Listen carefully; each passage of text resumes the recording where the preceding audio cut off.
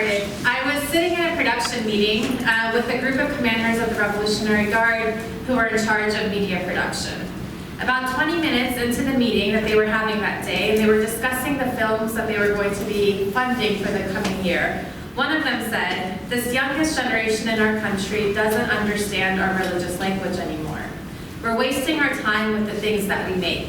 They don't care about it. That's why so many of them were in the streets protesting against our system last year." It had been just over 2 years since the 2009 Green Movement uprisings in Iran, the biggest mass demonstration since the 1979 revolution. I had joined these men in various meetings since that movement. In each, they contemplated what had inspired so many young Iranians to come out onto the streets and protest the regime in the numbers that they had. The demonstrators went from "Where is my vote?" to "Down with the dictator." The slogans of the 2009 protests were almost identical to the slogans of the 1979 revolution, in which many of the men in the Revolutionary Guard had partaken in as teenagers themselves.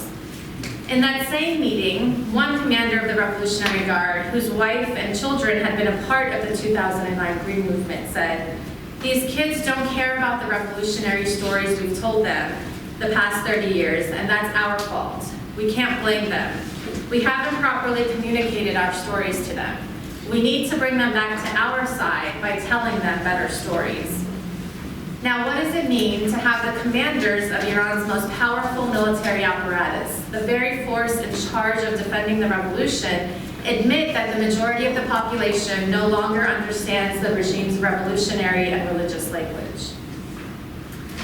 My book starts with the classic paradox of any successful revolutionary movement, namely, how does the commitment to a revolutionary project get transmitted from one generation to the next as historical circumstances change?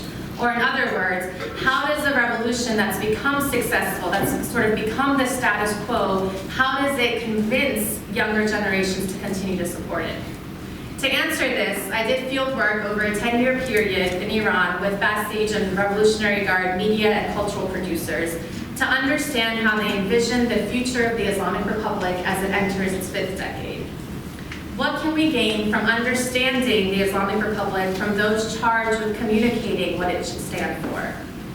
I started my research thinking that most of my time would be spent with Revolutionary Guard media producers and on films that targeted youth who were protesting in the streets in the 2009 Green Movement. And while there was a lot of that, the discussions behind closed doors focused much more around heated debates among different generations of the Revolutionary Guard and Basij, particularly the first generation of the Revolutionary Guard, meaning those who had fought in the Iran-Iraq War after the revolution and who are now at the helm of power in Iran. Although keep in mind that they're mostly in their mid-50s and early 60s, so they're not that old.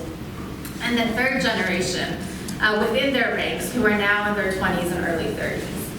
So a big part of this book is about looking deeply at generational changes in revolutionary systems. A revolutionary state has the dual project of appealing to citizens while simultaneously defining what the revolutionary project will mean over the long term. How to best achieve this goal without losing the revolution altogether is a contentious question. There's been such a wealth of scholarship on areas of resistance to the Islamic Republic, but our understanding of the regime remains two-dimensional, and our notions of those who make up Iran's armed and paramilitary groups are caricatures. By shining an ethnographic lens on media producers of the Islamic Republic, I found a state, much like any state project the world over, that is in the constant process of becoming. The concerns of the men who helped create the Islamic Republic's vast media output are not confined to religion and Islam. Rather, they tend to focus on class, generational differences, and social mobility. So as much as this is a book about new media strategies, it is also about deeper social phenomena. Those who have viewed Iran's politics over the past 40 years exclusively through the lens of Islam have overlooked important social dynamics that undergird the system. My findings led me to question not only the existing depictions of these men, but more generally, the predominant frame of analysis when it comes to understanding the Islamic Republic.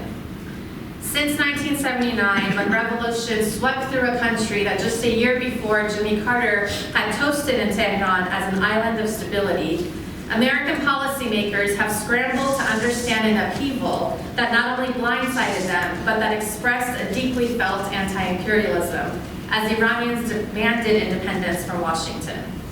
U.S. news media at the time described Iranian society as possessed by madness, and Iranians as blinded by religious fervor and seeking martyrdom at all costs. Such explanations may have answered an immediate need to understand on simple terms, and eventually to undermine the revolutionary government and the aging Ayatollah at its helm. In essence, it had the effect of rendering the Iranian state as irrational. But this framework, unfortunately, has not evolved much in the 40 years since the revolution, and it's left us ill-equipped to understand the Islamic Republic today. What happens, then, if we reframe our study of Iran from the vantage point of the supporters of the Islamic Republic? If scholarly and public culture analysis has failed to understand the supporters of the Islamic Republic in all of their complexities in the past 40 years, what happens if we take a different approach to contemporary power in Iran? One that demands, as anthropology does, on an actual curiosity about the positions and worldviews of the Islamic Republic on their terms. So a bit of a quick background for those who may not know. Iran has a bifurcated military apparatus, meaning that there's the traditional military, or the Artish as it's known in Persian, which was a remnant of the Shah's regime. Once the revolution became successful, Ayatollah Khomeini was afraid that the Artish would stage a coup against the new revolution. And so he created the Revolutionary Guard Corps, which was meant to be an armed group that was supposed to be protecting the revolution from a potential coup.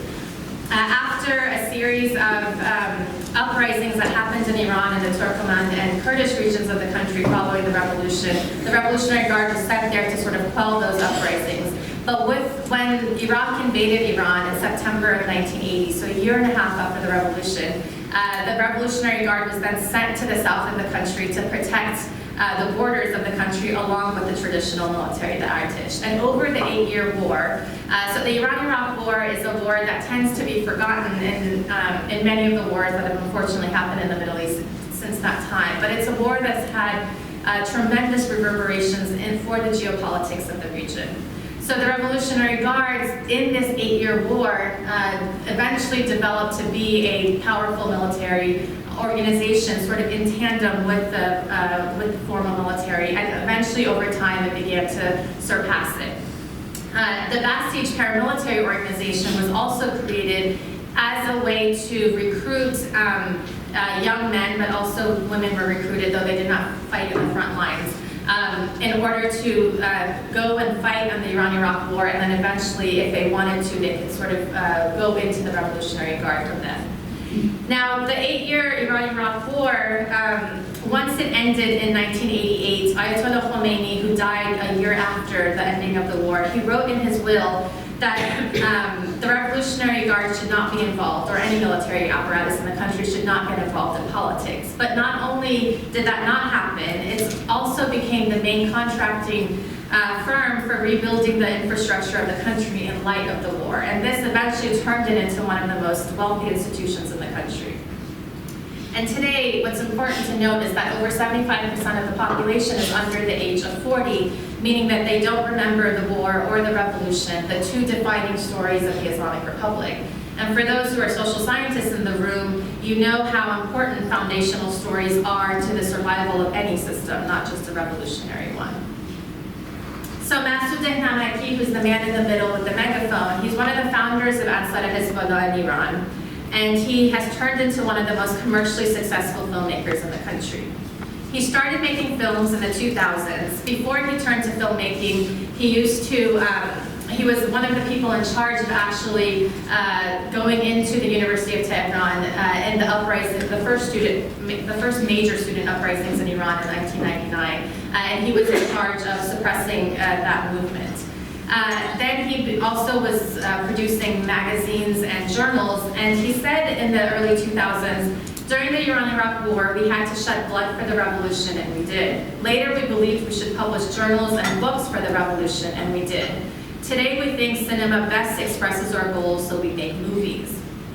But Dehnamaki was not talking about technique. He was speaking about a wholesale shift in emphasis. For him, the quest to make revolutionary subjects was a struggle to be waged in visual media. Dehnamaki made a film, The Outcast, at Bajoghli, the very first film that he made, and it broke all box office records at a time when no one was watching, or very few people, I won't say no one, but very few people were watching war films. And so because he was able to be so commercially successful, I was following his blog at the time, and he talked about how he needed to create workshops for young members of the Revolutionary Guard and Basij to learn how to make entertaining films for the state. And so that's where I thought, this is the project that I wanted to do. And so I went to Iran in search of his workshops and then sort of expanded my project from them. So Dehlamaki represents the shift away from the blunt propaganda of the first 2 decades of the revolution to creating new entertainment to attract younger audiences. Now, first off, every government creates propaganda. Some are just more savvy about it than others. And second, national militaries can be intimately involved with media production. A prominent example that scholars have long looked at is the very close relationship between Hollywood studios and the US military. There are more recent studies that have come out now that look at the ways in which the Israeli and Colombian militaries, for example, are also active media producers.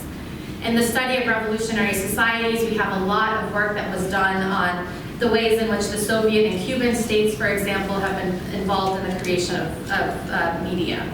And although there's a lot of great scholarship on media production in Iran, the big gap remains in media produced by the state, which spends the most money on media production in the country.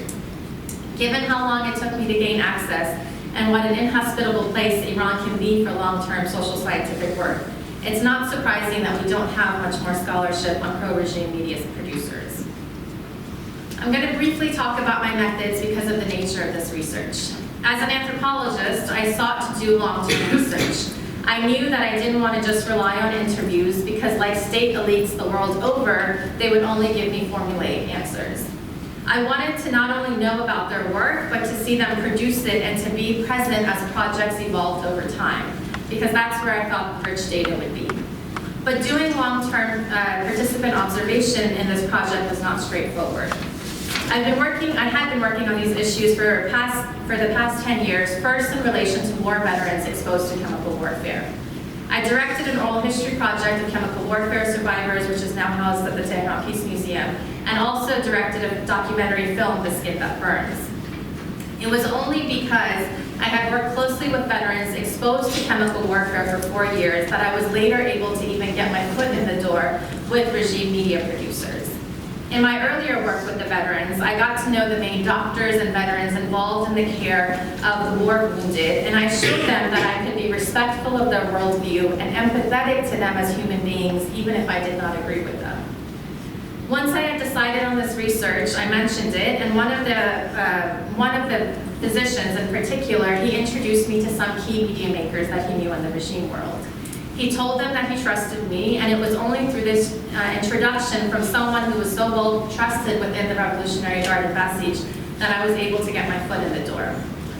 Coming from what the regime considers a counter-revolutionary background, with parents tied to the leftist movement of Iran during the revolution, and with my mom's family sort of split between very high-level political positions between the Shah and Mossadegh government, and as an Iranian American, which we know that the state sees as potential spies.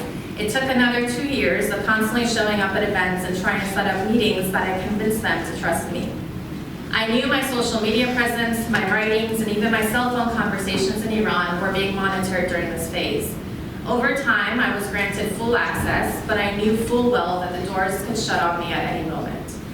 Yet, what I did not expect was the degree to which the US government would attempt to curtail my academic freedom because I was doing research in a sanctioned country, and because I'm a dual national. My university ended up spending tens of thousands of dollars on legal fees for me to be able to do this research, something that most universities would not be willing to do. And they hired a big DC law firm to defend my right to do this research. In addition, as an Iranian American, my loyalties were constantly questioned by the US government. As we know, dual nationals are often the targets of aggressive foreign policy, from Japanese American internment during World War II to the severe surveillance of Muslim Americans after 9/11. As I write in an academic piece I have coming out next month, being a researcher that's seen as a national security threat is not just the domain of authoritarian governments over there, but very much the domain of our government right here. But I stood out in this environment because I was the only woman. Even though I had spent a decade living in Iran prior to this research, there is no way I could blend into this crowd. Not only is the world of the Revolutionary Guard and the Basij masculine, but the media world is especially masculinized. Now, this is different from the non-regime media world, because actually Iran boasts one of the highest numbers of women film directors in the world. But in the regime media world, it's slightly different, and I'm happy to talk about the gender dynamics of this if anyone is interested during Q&A. Methodologically, I was a participant observer in editing rooms, production meetings, funding meetings, on film shoots, and during the subtitling of films. Since I was trained as a filmmaker myself, they took me more seriously throughout the whole process and asked me to participate in the workshopping sessions about the different stages of the films. I also went on many domestic and international trips with different filmmakers and producers as they were distributing their work in order to get a sense of how they were presenting their work to sort of different audiences. Now, we tend to think of the Revolutionary Guard and Basij as homogenous groups of men. When the supreme leader gives an order, it's followed down the line. However, what I discovered is men who worked in ad hoc ways, who fought over resources, and who disagreed with one another all the time. In other words, they were far from uniform or cohesive. One of my main interlocutors, who I call Mr. Ahmadi in the book, had joined the 2009 Green Movement with his family. He's a veteran of the war who had both of his legs blown off during the war. He and his family look very much pro-regime. Now, what do I mean by that? Because of the way revolutionary citizenship was regulated based on dress in Iran following the revolution, sartorial choices end up mattering not just for reasons of fashion per se, but because they signal revolutionary belonging. This is something that's been written about quite often in the Soviet and Cuban cases, and even the Chinese ones, this friend-enemy divide. It hasn't been written about as much in the Iranian case. In the Iranian case, it sort of takes on the valence of Khodi and Beit of Khodi, or us versus them. So when Mr. Ahmadi and his family had joined the protesters in 2009, the Basij who were in charge of suppressing the protests had begun to single out families like his, the families who looked like they should be regime supporters. If the Green Movement was supposed to be an anti-revolutionary movement, then people like Mr. Ahmadi and his family could not be a part of it. That day, him and his family showed up the first 2 days, nothing happened. On the third day, when there was also a larger suppression that was beginning to happen on the movement, his son was pushing him in a wheelchair, and he was there with his wife and daughter, both wearing chadors, and they saw him, a group of Basiji saw him. And they signaled to one another, and they all ran over and first began to beat up on his son, and then eventually began to beat Mr. Ahmadi, and eventually he got knocked off of his wheelchair. A few weeks after that, he got kicked out of one of the most prominent regime cultural centers by loyalists of then-President Ahmadinejad during the second term. But Mr. Ahmadi was not dismayed. He believed that he and his cohort had just as much of a legitimate claim over the revolution and its future as its youngest generation.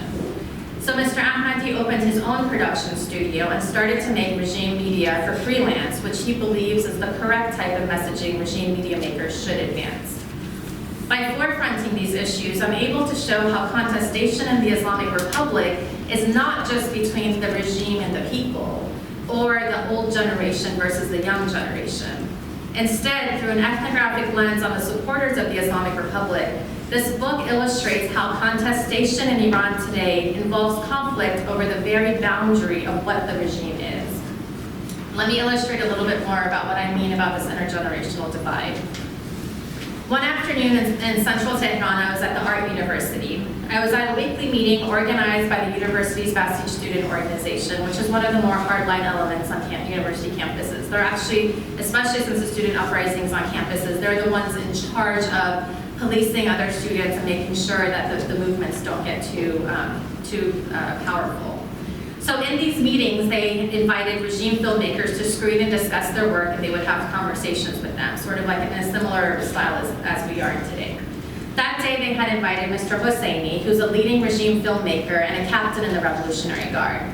Mr. Hosseini was a leader in the first generation of the Revolutionary Guard, and he was trying to build new media strategies to engage the young people who had been fighting, or who had partaken in the Green Movement. During that meeting, he told the students in attendance that regime media needed to work towards projecting a more inclusive vision of the Islamic Republic, one that could reach portions of the population that had become disillusioned since the Green Movement.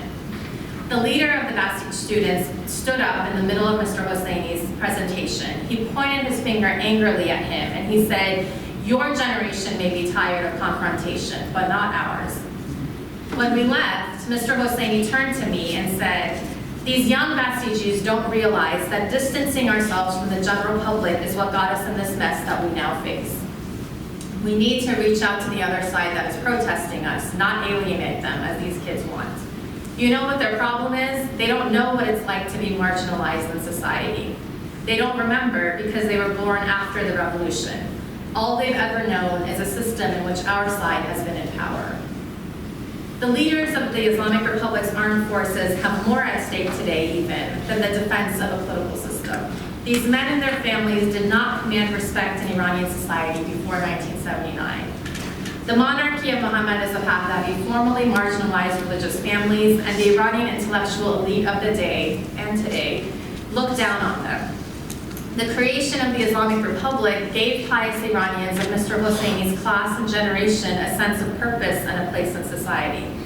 I often heard them wonder aloud anxiously, if circumstances in the country changed, would they be driven to the periphery again? This is the central issue at the heart of protecting the Islamic Republic in Iran amongst its supporters. It's about having a place in society, about counting and not being marginalized. Now, of course, in this entire endeavor, they have ended up marginalizing and pushing to the side large sectors of the population. Mr. Hosseini, though, continued to me in that conversation that day, the younger Basijis don't know that if we don't take care of this revolution, we'll be relegated back to the margins. They don't know how quickly things can change. Yet, interestingly, Mr. Hosseini and his colleagues did not allow their children to join the Basij, the very organization that they themselves had joined in the 1980s. And this I saw pretty much without fail throughout all of the Revolutionary Guard, that they didn't allow their children to become active Basij members, because it would be a step down on the social ladder that they had already scaled. So while this is about maintaining a place in society, deeper social phenomenon, such as class and social and cultural capital, have now led to divisions among the supporters of the Islamic Republic. So who are these younger Basijis, and why is there such a divide?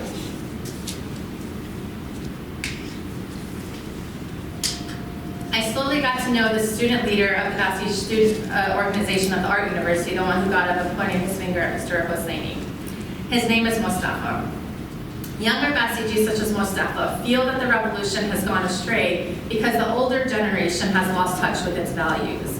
Like many of his classmates in the University Basij organization, Mustafa hails from a pious, working and lower middle class family that migrated to Tehran from the smaller provinces. When as a teenager, Mustafa wanted to pursue filmmaking. His family couldn't afford the expensive equipment, and they didn't have a wide social network in the capital that could help them out. His father, who's a supporter of the Islamic Republic, encouraged his young son to join the Basij in the high school and to see if they could help. One of their mentors had worked in film and photography previously and was able to provide the resources and the social network that his family could not.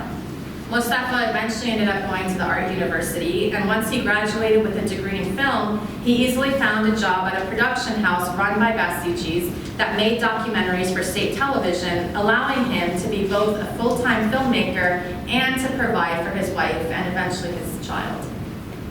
The revolution had offered Mustafa and his family a social mobility to which they saw the corruption of the older generation of revolutionaries as a threat. Mustafa told me, they're the ones who are soft, not us. We appreciate their sacrifices during the war, but they've become corrupted by money and obsessed with making themselves like the secular elite. So central to these questions and debates is not only what revolutionary stories to tell, but who can tell them. Who are the rightful heirs to the revolution? It's a question with ever-shifting boundaries. In the book, I offer a range of media strategies that I observed them undertaking over time, from dissimulation techniques, which means basically they were trying to figure out how can they make their films without people knowing that they're the ones who made them. Because they knew if they put their films on state television, people would dismiss it as propaganda. So they began to create all of these different techniques, some being that they would create films and then they would distribute them to street sellers of banned films in Iran. And so people would think of them as independent underground films and watch them. Other techniques today, especially with the internet, is to create internet television channels and social media accounts that you can't, when you're watching, you have no idea it's tied to the state unless you sort of know the producers behind them. So people watch them and think that these are, independent productions. Other techniques include new distribution techniques. So they figured out ways to show their films and their work in the provinces first and in Tehran last, which goes against every other kind of distribution technique that makes sense anywhere in the world. You always sort of show in the major cities. And that's partially because they knew that if they showed it in Tehran in the beginning, then first of all, internal critics and writers would begin to write about it, but more importantly, Iranians in diaspora would catch on to it, and then they would begin to critique on Iranian satellite television stations that are broadcast into Iran quite often, and then that way it would sort of, make it so that people would not be watching. So they've created new distribution techniques, and finally, they've begun to reframe their stories through nationalism rather than Shiism. Now, that doesn't mean that Shiism is still not a part of it, but they've begun to sort of push that a little bit more to the background and really forefront a particular kind of nationalism. And again, I'm happy to talk more about that in Q&A as well. Yet again and again, my conversations with members of the Revolutionary Guard and Basij turn back to issues of corruption, social and cultural class, and generational differences. Often, my interlocutors turn their ire and anger on one another more than on those who are not supporters of the regime. Their vast and nuanced disagreements revealed a complicated political reality that could not be contained in the familiar binaries that we often use to describe Iran, such as reformists versus hardliners or anti-regime versus pro-regime. As the Islamic Republic enters its 5th decade, keeping the revolution alive will depend on the ability of its image makers not only to appeal to a younger generation that wants change, but crucially also to build consensus among members of the younger generation within its own ranks. The task before the Islamic Republic is to win over a broad cross-section of its citizens while simultaneously defining what shape its revolutionary project and its state apparatus will take over the long term. In this dynamic, how best to achieve this goal without losing the revolution and the Islamic Republic's founding vision altogether presents a reality in which everything becomes both a possibility and a problem. The men who appear in the book, as well as their families, challenged everything I thought I knew about Iran, revolutions, and states. This book is not only about state media, but about the men who produce this media and what it means to doubt what they have fought for, not know what is to come, and be wrought with anxieties about the fact that they may be relegated back to the margins of society if their political project fails.